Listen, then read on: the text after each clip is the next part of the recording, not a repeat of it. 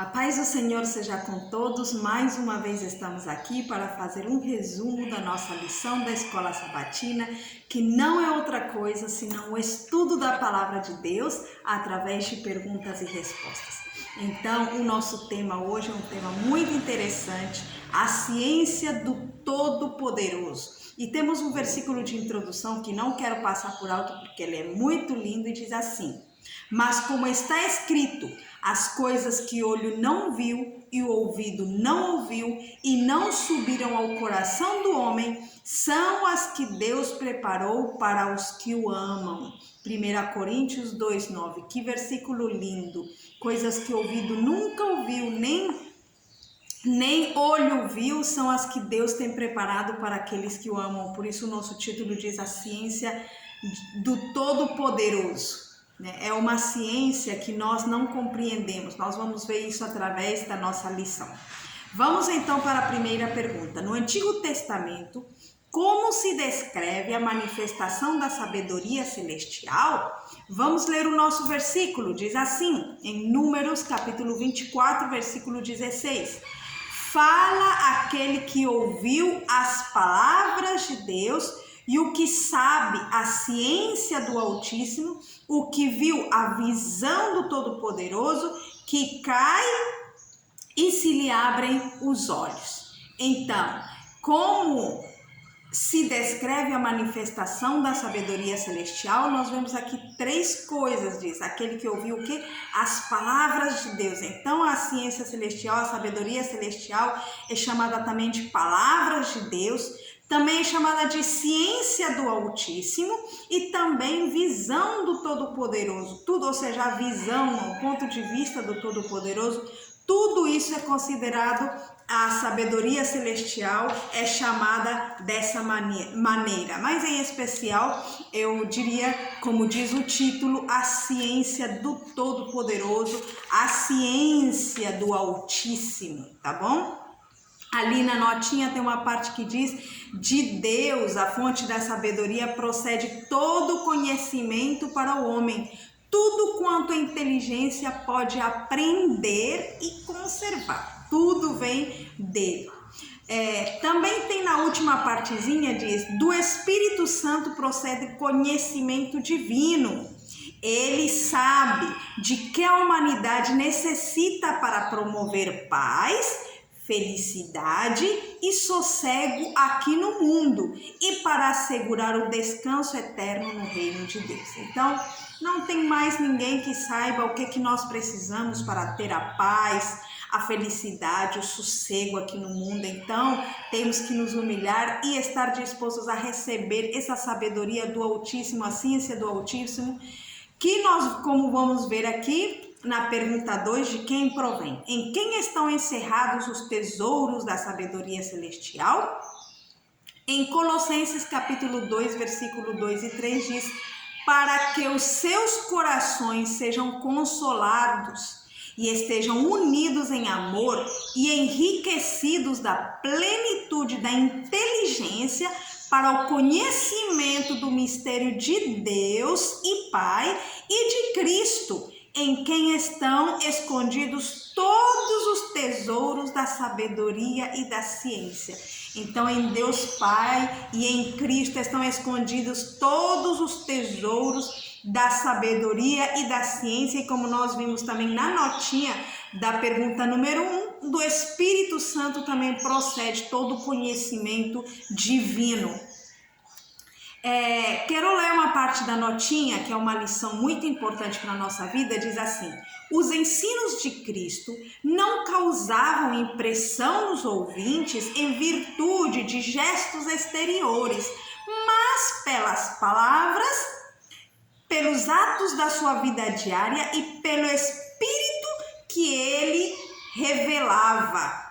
Então, uma lição muito importante aqui é que nós vemos que não é simplesmente o que nós fazemos exteriormente. Nós podemos pregar muito bonito, falar muito bonito, mas a nossa vida diária é o que vai fazer uma impressão nos ouvintes. Se eu não só faço coisas exteriores para me exibir, para que os outros vejam, não. É aquilo que vem de dentro do coração. Se eu amo ao Senhor, se eu entreguei a minha vida a Ele, e se o meu desejo é fazer o bem aos outros, os outros vão perceber quando eu quero somente me exibir ou quando eu faço realmente de coração, com humildade, quando as minhas palavras, o meu jeito de falar, o meu jeito de ser, os meus atos diários, não é aquilo que a gente faz de vez em quando, mas a vida inteira de Jesus era uma vida de um exemplo em tudo, em palavras, em atos, em vivência, no seu desejo de sempre fazer o bem aos outros. Então é isso que nós devemos pedir diariamente a Deus, que nos dê essa sabedoria do alto, pois Ele é a fonte. Assim, aqui na última parte da notinha diz: assim na vida de seus seguidores, quando é vencido o espírito impetuoso, quando o coração se abranda e se sensibiliza pelos outros, quando a vida é consagrada a executar as obras de Cristo, vence os frutos da educação superior. Então, a educação superior à sabedoria do alto é aquela que nós recebemos de Deus o Pai e de Cristo nosso Senhor. Essa é a sabedoria sobre todas as sabedorias. Às vezes nós consideramos a ciência do mundo como sendo algo muito alto. É muito bom estudar, é bom ser um profissional, mas muitas vezes, por adquirir uma profissão no mundo, acabamos esquecendo da ciência do Altíssimo, que é a mais importante de todas. Vamos para a pergunta número 3. Por que nenhum ser humano pode alcançar o nível da sabedoria de Deus? O versículo está em Isaías, capítulo 40, versículo 12 até o 14, que diz assim: quem mediu na concha da sua mão as águas e tomou a medida dos céus aos palmos e recolheu numa medida o pó da terra e pesou os montes com peso e os outeiros em balanças? Quem guiou o Espírito do Senhor ou como seu conselheiro o ensinou? Com quem tomou ele conselho que lhe desse entendimento e lhe ensinasse o caminho do juízo e lhe ensinasse conhecimento e lhe mostrasse o caminho do entendimento? Todas essas perguntas nos fazem ver que Deus é muito grande, que o que Ele faz é muito grande. Então ninguém deu sabedoria para Ele, ninguém ajudou Ele na obra da criação, mas toda a criação nos mostra a grandeza da sabedoria de Deus. Então, o que nós devemos reconhecer, a lição que nós aprendemos para nós é que devemos reconhecer que nós somos finitos, que nossa condição sem Deus não é nada. Porque se nós não recebemos a sabedoria de Deus, nós não temos nada. Então temos que reconhecer a nossa condição. Lá na notinha diz assim: o homem é finito, não há iluminação em sua sabedoria. Sua razão desajudada nada pode explicar das profundezas ou das profundas coisas de Deus, nem compreender as lições espirituais postas por Deus no mundo material. A razão, porém, é um dom de Deus. O seu Espírito ajudará os que estão dispostos a ser ensinados. Para estarmos dispostos a ser ensinados, precisamos reconhecer a nossa condição e ser humildes. Porque uma pessoa que é soberba, uma pessoa orgulhosa, ela acha que ela já sabe tudo, que ela não precisa de nada. Então nós precisamos receber a sabedoria de Deus. E eu achei um versículo muito interessante que combina em Romanos 1:22, que diz: dizendo-se sábios, tornaram-se nécios ou tornaram-se loucos. Porque a sabedoria do ser humano, às vezes a gente se achando sábio, acabamos fazendo coisas que não deve ser. Então, por isso que a sabedoria do alto é a verdadeira sabedoria. A pergunta número 4 diz: quem mantém a simetria da sabedoria e do poder? Em Jó, capítulo 12 e o versículo 13 está a nossa resposta. É Jó, capítulo 12 e o versículo é o 13. Não, com Deus está a sabedoria e a força. Ele tem conselho e entendimento. Então, Quem mantém a simetria da sabedoria e do poder é Deus. Já vimos falando desde a outra vez, mas esse versículo é muito interessante. Diz: com Deus está a sabedoria e a força. Ele tem conselho e entendimento. Então, somente nele nós podemos receber. E olha a notinha o que diz: conhecimento é poder. Olha que interessante, conhecimento é poder, mas só o é para o bem quando unido à verdadeira piedade. Para servir aos mais nobres fins, ele deve ser vivificado pelo Espírito de Deus. Quanto mais íntima for a nossa ligação com Deus, tanto mais plenamente poderemos compreender o valor da sabedoria e da verdadeira ciência, pois os atributos de Deus, tais como se mostram nas obras que ele criou, serão melhor apreciados por aquele que tem conhecimento do Criador de todas as coisas, o autor de toda a verdade. Então, se em Deus está a sabedoria, eu preciso ter uma estreita comunhão com Ele para também obter dessa sabedoria. Tem um provérbio que diz: me diga com quem você anda e eu direi quem você é. Se nós andamos com Jesus, nós vamos ser cada vez mais semelhantes a Ele. É esse o resultado da verdadeira sabedoria. Vamos para a pergunta número 5. Por que Deus é o único que pode avaliar as ações? Vamos ver em 1 de Samuel, capítulo 2, e o versículo 3, que diz: não multipliqueis palavras de altivez, nem saiam coisas arrogantes da vossa boca, porque o Senhor é o Deus do conhecimento, e por ele são as obras pesadas na balança. Então Deus é o Deus do conhecimento. Ele é o Deus, o dono da sabedoria. É por isso que somente Ele pode avaliar as ações. Inclusive lá na nossa notinha, tem uma partezinha lá no meio que diz: suas palavras não são permissões ou sugestões, mas decisões de um juiz infalível. Ele é o juiz, então ele pode avaliar as ações, não nós. Nós não fomos colocados como juízes de ninguém. Ele é o juiz infalível. Então, por isso que as sugestões dele, as leis dele são infalíveis. E tem uma lição muito importante para nós aprendermos aqui. Na última parte da nossa nota diz assim: são máximas divinas, leis muito específicas que nos julgarão nos últimos dias. Ou seja, as sugestões do Altíssimo são máximas divinas, leis muito específicas que nos julgarão nos últimos dias. Nenhum homem é desculpável por agir a liberdade de cancelar as decisões de Deus, de ignorar suas instruções e mandamentos, de revisá-los, criticá-los ou revertê-los como achar melhor. Não somos desculpáveis, não podemos nós querer mudar os mandamentos de Deus. Ali diz uma lição que nós aprendemos então, a nos submeter exatamente ao que Deus pede de nós.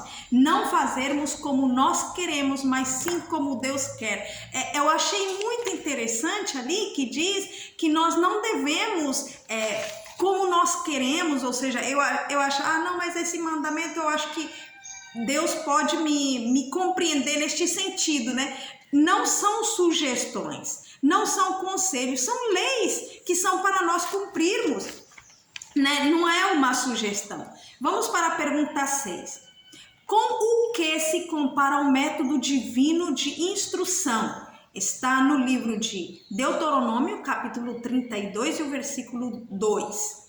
Goteje a minha doutrina com a chuva, destile a minha palavra como orvalho, como chuvisco sobre a erva e como gotas de água sobre a relva. Então, com o que se compara o método divino de instrução? Com a chuva, com o orvalho, com as gotas de água. Olha que maravilha, né?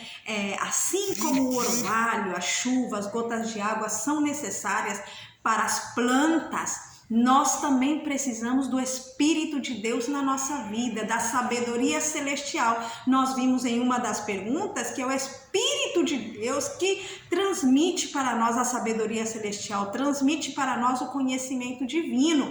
Então, precisamos todos os dias, diariamente. Eu vejo, por exemplo, aqui em Manaus, onde nós estamos, quando faz o sol forte, num dia só as plantas ficam murchas praticamente. Se não tem recebido água em um dia, já praticamente estão já querendo se secar. Então, assim como as plantas precisam de água, nós também precisamos desse orvalho, dessa chuva, do conhecimento divino, dessa sabedoria celestial.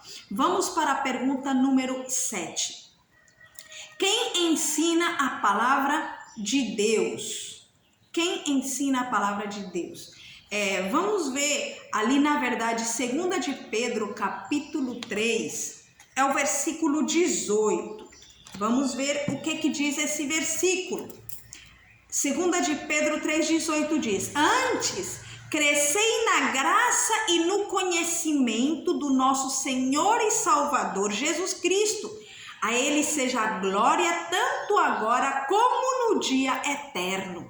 Então, quem ensina a palavra de Deus é o Senhor, nosso Deus nos ensina a palavra. E o que Ele deseja de nós? Que nós cresçamos, ali diz, antes crescei na graça e no conhecimento do nosso Senhor e Salvador Jesus Cristo. Eu achei interessante, ontem eu estava vendo uma pregação de um irmão que falava que às vezes nós queremos, por exemplo, fazer o ano bíblico lendo vários capítulos no mesmo dia, mas ele dizia, às vezes, nós não devemos tanto nos centrar em que muita coisa de uma vez, mas sim que todos os dias estudemos a palavra. Tem uma parte da irmã Ellen White também que diz que é melhor se nós estudarmos pouco, mas bem meditado, bem raciocinado, bem refletido, é melhor do que ler muito e não entender nada. Então, para crescer, nós precisamos meditar a palavra de Deus. Precisamos refletir o que Deus está querendo me dizer através da sua palavra. Tudo em nossa vida deve estar subordinado à palavra de Deus. Essa é a lição importante que nós aprendemos aqui. Olha o que diz a notinha. Lembrai-vos de que em vossa vida a religião não é meramente uma influência entre outras. Deve ser uma influência que domine todas as demais.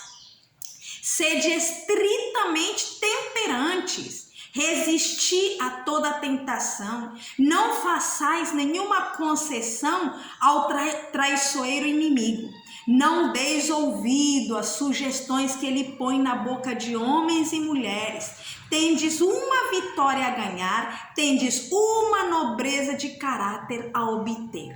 Muitas vezes tem homens e mulheres que dizem, mas é fanático demais isto. Mas não, se é um mandamento do Senhor, por que vai ser fanático? Deus sabe, como nós vimos na parte anterior, Deus sabe o que é melhor para nós. Ele sabe o que é bom para a nossa paz, para a nossa felicidade, para o nosso bem-estar aqui no mundo e para como obter um mundo vindouro. Então, queridos amigos, queridos irmãos, vamos receber diariamente como orvalho, como a chuva, essa sabedoria celestial. Somos finitos, temos que reconhecer, não temos sabedoria em nós, mas em Tiago 1,5 diz que aquele que tem falta de sabedoria, peça a Deus, quem vai dar a todo aquele que pede a Ele de coração. Então, que Deus possa nos ajudar e que nós possamos diariamente receber dessa sabedoria que vem somente de Deus. Amém.